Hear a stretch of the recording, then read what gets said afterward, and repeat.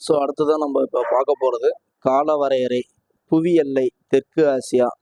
புவியோட எல்லை என்னன்னு சொல்கிறாங்க, தெற்கு ஆசியான்னு சொல்கிறாங்க. காலப்பகுதி எந்த காலப்பகுதின்னு பார்த்தோம்னா வெண்கல காலம் அப்படின்னு சொல்கிறாங்க. என்ன காலம்? வெண்கல காலம்.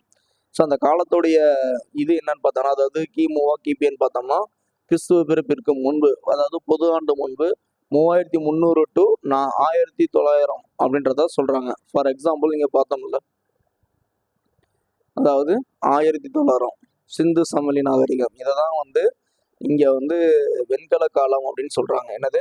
சிந்து சமவெளி நாகரிகம், அதாவது 3300 டு 1900 கிமு. இதை தான் நம்ம இப்போ என்னன்னு பார்க்குறோம்,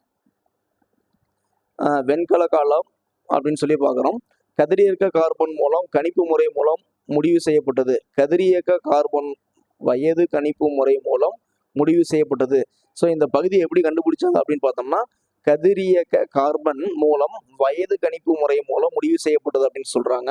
ஸோ இதோட பரப்பு என்னன்னா 13 லட்சம் சதுர கிலோமீட்டர் ஆகும். இதோட பரப்பு என்னன்னா 13 லட்சம் சதுர கிலோமீட்டர் ஆகும். நகரங்கள், ஸோ எத்தனை நகரங்கள் இருந்துச்சுன்னு பார்த்தோம்னா 6 பெரிய நகரங்கள் இருந்துச்சு. கிராமங்கள் எத்தனை கிராமங்கள் இருந்துச்சுன்னு பார்த்தோம்னா 200க்கும் மேற்பட்டவை கிராமங்கள் இருந்துச்சு. ஸோ இது என்னன்னு சொல்றாங்கன்னா, சிந்து சமவெளி நாகரிகத்தோடைய ஆராய்ச்சி பண்ண அந்த கால வரையறை பற்றின டீட்டெயில்ஸ். ஸோ புவி எல்லை என்னன்னு பார்த்தோன்னா தெற்கு ஆசியா. காலப்பகுதி வெண்கல காலம் அப்படின்றாங்க. காலம் அப்படின்னு பார்த்தோன்னா கிமு 3300 டு 1900. ஸோ இதை எப்படி கண்டுபிடிச்சாங்கன்னா, கதிரியக்க கார்பன் மூலமா வயது கணிப்பு முறை மூலம் கண்டறியப்பட்டது அப்படின்றாங்க, முடிவு செய்யப்பட்டதுன்றாங்க. பரப்பு பார்த்தோம்னா 13 லட்சம் கிலோமீட்டர், 13 லட்சம் கிலோமீட்டர் அப்படின்றாங்க. நகரங்கள் 6 பெரிய நகரங்கள், 6 பெரிய நகரங்கள். கிராமங்கள்னு பார்த்தோம்னா 200க்கும் மேற்பட்டவை கிராமங்கள் இருந்துச்சு அப்படின்றத சொல்றாங்க.